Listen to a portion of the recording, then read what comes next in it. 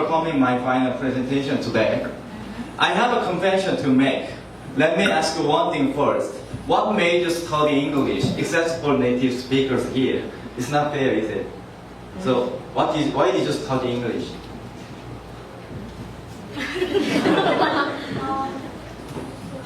I want to speak English well. Yes, and what about you, Level? Actually, same mean.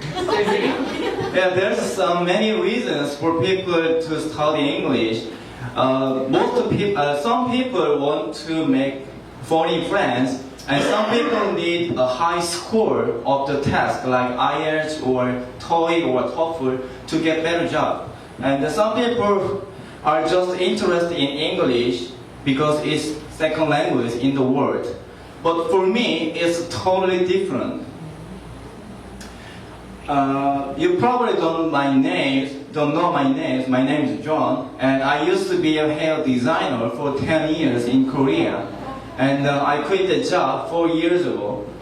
And now I'm planning on becoming an English instructor after CPILS. So, I divided my topic into the 4 parts. First one is who I am. Second one is what made me quit the job.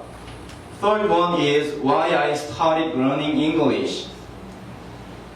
Final one is how English changed my life. Let me do first, number 1. When I was young, I was out of control. Yes, I was a troublemaker. I had conflict a lot with my parents, and I wasn't interested in any subject like history, mathematics, science, and English.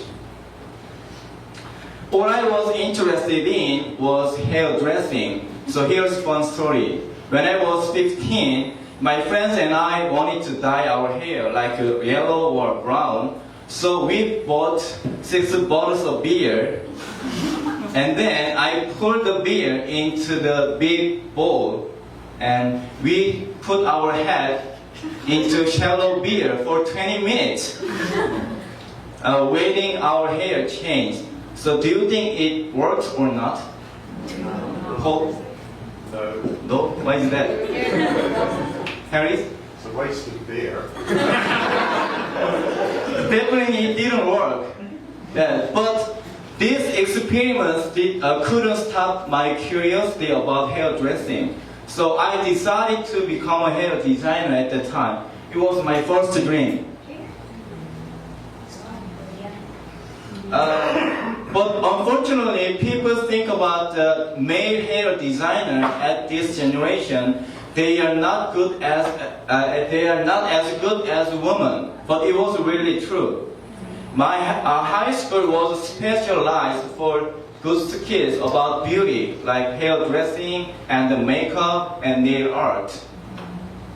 And then my high school had a cooperation with big company, which had 60 employees as a hair shop. Yeah, 60 is quite a lot of employees. But as I mentioned before, men are not as good as women. So my skill was really terrible, and I was the lowest one. And at the time, I had 11 colleagues, but it was like scratched in my pride. So I decided to outcompete them. So all I did was just to practice and practice and practice again. When my colleagues practiced 5 or 10 times, I practiced 100 times, even same work. So finally I could outcompete them in 6 months. And I was the first one, and I was the youngest one who is in charge managing their products. And a few years later, I had a good career, and I could meet someone who I had a crush on. And we were in relationship, and we got married. First of a few months, we were so happy. I was satisfied with that. But one day, there's one thing I didn't know about her. Her parents were really rich. So one day, I had a phone call from her parents, and she told me, "Why don't you have on your business?" But I refused it politely because I was satisfied with already, and the most important thing is my parents were poor; they couldn't afford to pay for it. But after a week, she called me again and just announced, "We have bought already buildings for your business. Just do it right now. You have no choice." Literally, I had no choice. At the time, I was 22. I was still too young to manage our own business. But I had no choice. I did my best without day off. And wife had a day off, but I had no day off. And I was like a machine, making money and then paying it back to her parents.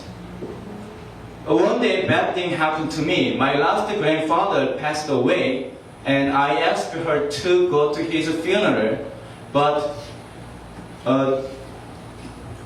do people usually respond like what when they hear someone's death?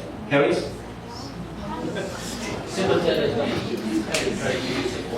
Yeah, or say sorry. Yeah, but all she said to me was, "I don't want to go there because I have an appointment tomorrow and I want to make money." At the time, I couldn't stand that situation, and I was feeling like, who am I living with, or why am I here, and who did I get married to? So I decided to divorce. Sorry. Yeah, she become a materialistic. So I decided to divorce. But worst thing is, bad thing happened to me again at the same time. I hired my friend who went to beauty academy together. We were like best friends, but he betrayed me because of money again. So at the time, I lost two person who I really loved. So it was hardest time entire my life. So I felt lost away. I lost everything I had before. So people usually, when they have hard time, people try to look for something to get over it or to move on. But I had a trauma about people. Like I was afraid of meeting new people and making new friends and being in relationship with someone. So at the time, the key to get over it was the English for me. So that is why I started learning English. It's totally different. But as you know already, I never studied English before. So when I went to academy, I had an interview. The question was like this: why did you choose our academy? But I really wanted to say I never studied English before, and I can't read, I can't speak, or I can't write anything. But I said only 3 words: I nothing English. But look at me now, I can speak English. So I really studied hard. I studied 16 hours a day for 8 months in Korea. And after 8 months, I could speak English as much as I want. So I really wanted to dig English deeper than before. So I decided to go to Australia. But I needed to be brave because I had still trauma about people. But I did it. So I went to Australia. That is part 4, how English changed my life. I could make many friends. I could have fun with foreigners because I could speak English. And then my trauma was disappeared slowly. So I could escape from trauma. And there's 2 things more English changed my life.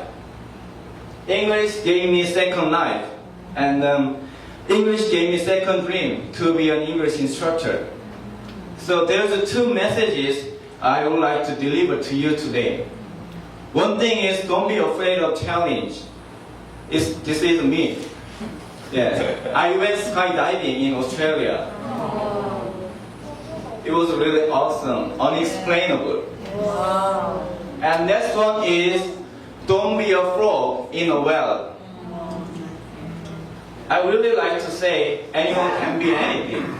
Yeah, I used to be a hair designer, but now I'm dreaming to be an English instructor. Thank you very much.